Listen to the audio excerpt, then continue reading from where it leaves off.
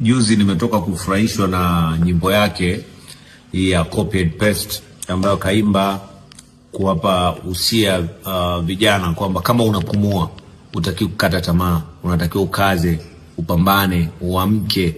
Nikaipenda ile nyimbo, nikasema sasa hivi Tanzania tumefocus na nyimbo ambazo hazina kichwa wala miguu. Unasikia nyimbo mtu yani za kurukaruka tu, mtu anarukaruka ueleweki, lakini Dogo kaimba nyimbo yenye maadili ambayo inaelimisha. Lakini nimesikitika sana leo, nimeona anasikitika kwamba lebo yake inamdai bilioni 1 na nini, anaomba Watanzania wamchangie.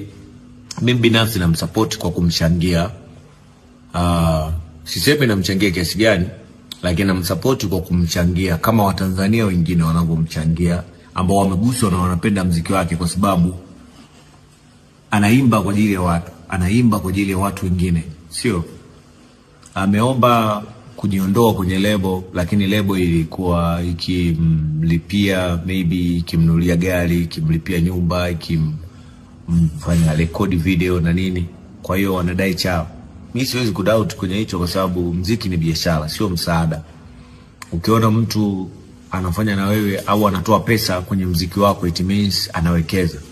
Sasa kitu chochote ambacho kinawekezwa kinahitaji baadaye kuja kulipwa. Kwa hiyo mimi simlaumu Konde Boy wala